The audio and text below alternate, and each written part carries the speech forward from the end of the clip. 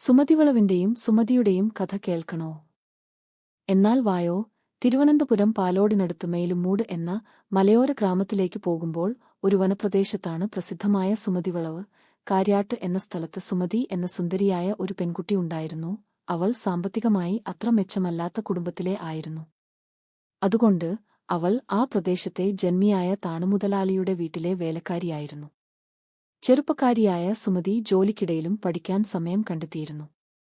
ഇതിനിടയിൽ താണുമുതലാളിയുടെ മകനായ രത്നാകരന് സുന്ദരിയായ സുമതിയോട് പ്രണയം തോന്നി. അങ്ങനെ അവർ പ്രണയത്തിലായി. ആ അടുപ്പം വളർന്നു.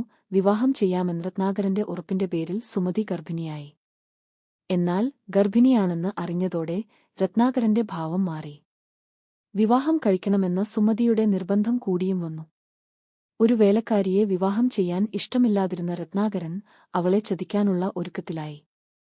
അങ്ങനെ 1953 ജനുവരി 27 ചൊവ്വാഴ്ച രാത്രിയിൽ രത്നാകരൻ സുമതിയെ പാങ്ങോട് ദേവീക്ഷേത്രത്തിലെ ഉത്സവം കാണിക്കാമെന്ന് പറഞ്ഞ് സുമതിയെയും കൂട്ടി ഒരു അംബാസഡർ കാറിൽ യാത്രയാരംഭിച്ചു.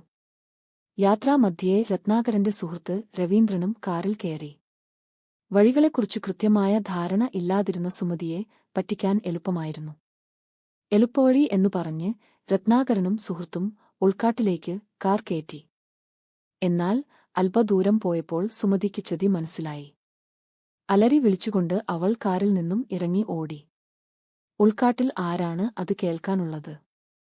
അവർ കാട്ടുവള്ളികൾ കൊണ്ട് അവളുടെ കൈകൾ കൂട്ടിക്കെട്ടി കാട്ടിലൂടെ വലിച്ചിഴിച്ചു നടന്നു.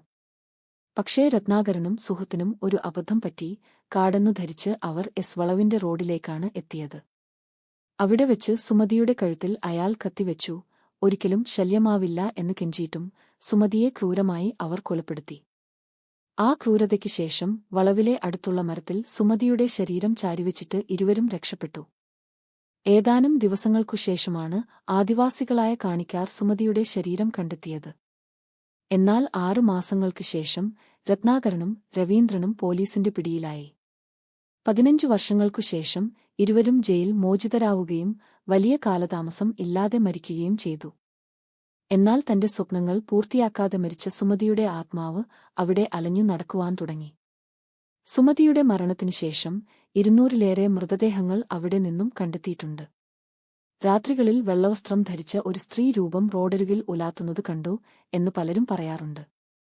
പലപ്പോഴും റോഡിനു സമീപമുള്ള പൊന്തക്കാട്ടിൽ നിന്നോ കാടുമുടിയ ഗർത്തത്തിൽ നിന്നോ ഭീകര ശബ്ദങ്ങൾ ഉയരുന്നതായി പറയപ്പെടുന്നു.